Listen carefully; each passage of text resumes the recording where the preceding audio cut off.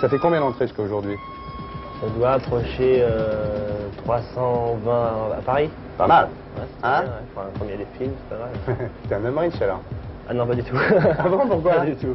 Parce que le film, la production du film fait que moi je touche pas beaucoup d'argent, quoi. Ouais. Encore. Ouais. Si le film faisait 1 million, je touche Ouais. pas beaucoup. C'est vrai que tes parents et tes grands-parents étaient des sympathisants communistes, Ouais. mais grave ou pas grave?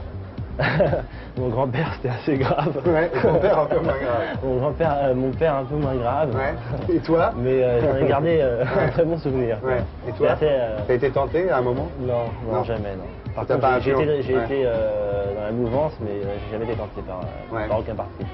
Parce que tu as dit on échappe aux conséquences meurtrières du dogme, c'est ce qui se passe en ce moment effectivement.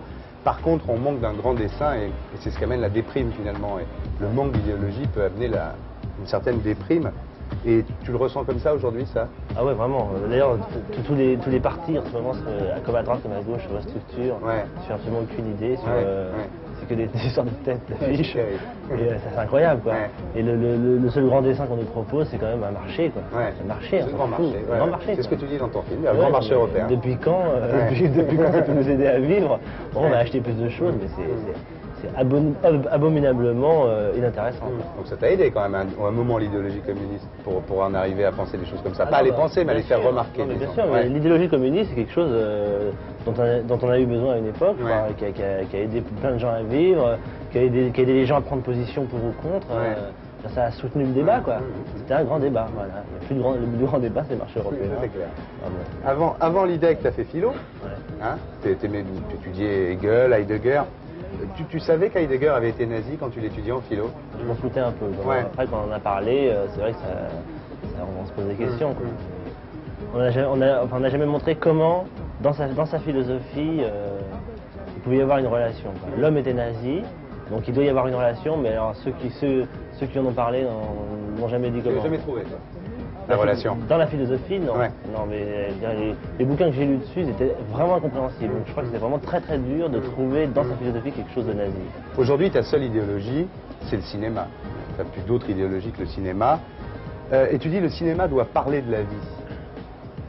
Doit avoir un point de vue sur la vie. C'est-à-dire que le cinéma doit pas parler de lui-même, ce qui est nostalgique, ce qui est masturbatoire, autoréférentiel, comme tu dis. Il doit avoir un point de vue. Parce que tu dis, un film qui n'a pas de point de vue, c'est un téléfilm. Ouais, mais il n'y a pas de point de vue de mise en scène. surtout. Ouais. Ça, c'est un téléfilm, parce que faire un film pour la télé, c'est faire un film pour des spectateurs qui sont déjà là devant leur écran. Donc, il y en a beaucoup, on fait un film pour le grand nombre. Ouais. Et faire un film de cinéma, c'est faire d'abord un film et faire venir les spectateurs au film. Ouais. La grande différence entre la télé et le cinéma. Alors, tu as fait 3 ans de l'IDEC quand même.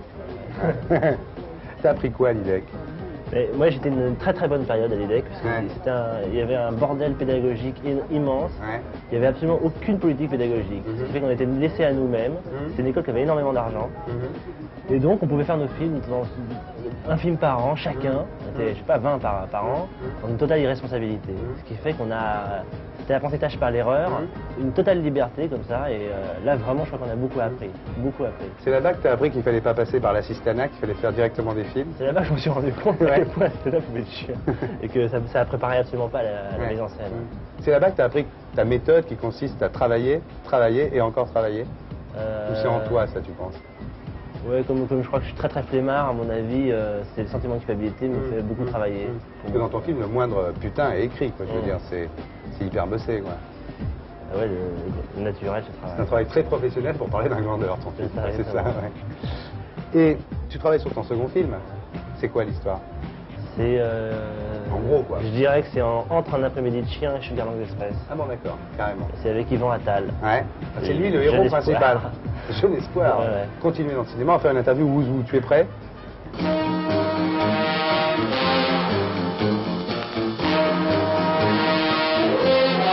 John Ford. John Ford, c'est un très grand, c'est effectivement... c'est le cinéma de l'humain. C'est lui qui a dit Sur le les cinéma, humains. c'est un regard humain sur les humains. Ouais. Voilà, ouais, c'est ça. c'est ce qu'il y a à dire. ce qu'il y a à dire maintenant, c'est ce que j'ai envie de faire aussi. Ouais. Coppola. Je crois que Coppola, le parrain se voit en français, en chinois, à la télé, en noir et blanc. C'est de la mise en scène pure. Et effectivement, je le revois à chaque fois que je prépare un film, je regarde le parrain toujours. Scorsese. Il n'y a pas un nul dans l'histoire. Ah, tu vas voir. C'est pas aussi simple que ça. J'attends, ouais. Non, Scorsese. mais Scorsese, Raging Bull, c'est un des meilleurs films des dernières années. Cassavetes. C'est marrant, c'est Cassavetes, j'adore Cassavetes, c'est un maître. Et par contre, ma mise en scène, enfin la mise en scène que j'essaie d'appliquer, c'est pas du tout la même que la sienne. Une mise en scène d'un peu laisser la magie du comédien comme ça, et moi j'ai plutôt l'idée d'une mise en scène plutôt manipulatoire des spectateurs, etc. Donc, mais je suis vraiment admiratif, quoi, c'est vraiment génial. Les comédiens sont jamais aussi bons que chez Cassavetes. Renoir. Tout va bien. C'est un grand, ouais. Et Becker, c'est un peu ton... Bah oui, non mais c'est normal. C'est un peu ton parrain spirituel, quoi. C'est mon parrain spirituel pour Un monde sans pitié. Ouais. Pour Un monde sans pitié. Ouais, parce que tu as dit un truc à son sujet très... Tu dis qu'il faisait faire des choses aux acteurs pendant qu'ils jouaient. C'est-à-dire, ils marchaient, ils mangeaient et tout ça. Ouais. Et quand on voit Un monde sans pitié, effectivement... Ah, moi, j'aurais fait faire 40 000 ils jouent pas leur scène, ils font plein de trucs tout en J'aurais fait faire 40 000 choses. Ouais. La plupart des choses que je leur sais faire, c'était hors champ. C'est-à-dire, ça se voyait pas, ils ne comprenaient pas qu'on voyait pas, mais ça les faisait vivre, quoi. Ça les faisait être réels et être concrets. C'est vraiment rendre des personnages concrets, c'est ça chez Becker. Et j'ai appris ça en regardant tous ces films. Godard. C'est incontournable, quoi. Incontournable. On a toujours... on peut pas faire du cinéma... Il a toujours raison, quoi. Ouais. On peut pas faire du cinéma en contournant. Ouais. Impossible, c'est une imposture. Bertrand Blier. Bertrand Blier... T'as piqué plein de César, là. Je crois pas que je méritais les César qu'il a eu, quand même. Bon, dis-moi, alors. Je dirais que... ça me paraît toujours bizarre, un mec qui est aussi à l'aise sur scène, quoi. Quand il remercie, qui fait un sketch d'une manière aussi assurée. Faut qu'il écrit ses remerciements, quoi. On les écrit tous, à mon avis. On y pense tous, mais... Il est fort. Il est fort en remerciements, c'est chelou. Besson. Besson, je me suis arrêté à Subway. Donc je peux pas parler des derniers. Le Grand Bleu.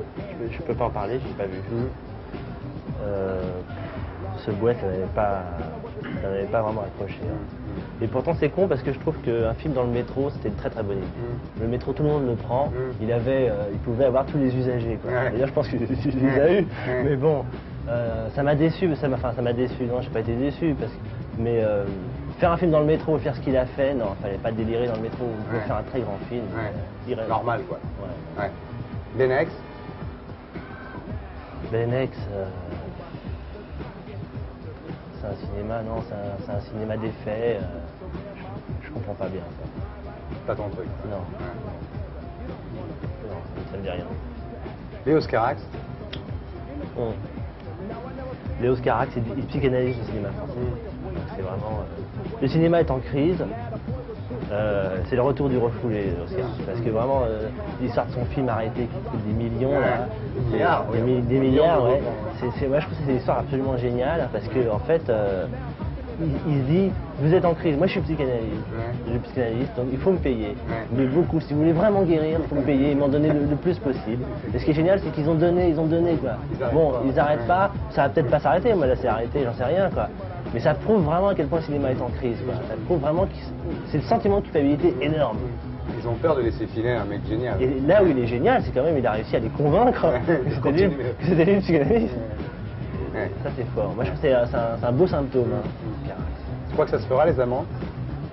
J'espère, parce que quand même c'est super triste un film qui s'arrête. Moi le mien s'est arrêté. C'est arrêté en même temps que le sien. Ah bon. Écoutez-moi cher. Écoutez vraiment moi cher. C'est 10 millions, tiens. Ouais, c'est ça. Mais c'est super triste. Étienne Châtille. C'est l'énigme totale. L'énigme totale. Là, vraiment, autant 3 hommes et un couffin, je comprends que c'est marché. Je comprends. Bon, c'est un fantasme comme ça qui marche bien. Autant vraiment celui que j'ai vu là, La vie d'un enfant tranquille, je comprends pas. Je comprends pas comment. T'es pas sensible à ça. C'est pas que je suis pas sensible. Là vraiment, je comprends pas. Il y a un scénario, mais c'est n'importe quoi. Il y a une thématique qui est même pas traitée, même pas traitée 2 secondes, quoi. Alors vraiment, je l'ai vu à la télé, parce que j'ai pas été le voir, ça me faisait chier, j'ai vu à la télé, je me suis dit bon, c'est drôle, tout le monde me dit c'est super drôle. Donc peut-être qu'à la télé ça passe pas, mais j'ai pas compris. C'est une énigme, Châtillon, c'est une énigme. Éric Rochant, t'en penses quoi alors? Déjà maintenant, je commence déjà à avoir énormément de défauts au film. J'espère que... C'est bon signe, ça. Ouais, j'espère que je ferai mieux la prochaine fois. Tu vois.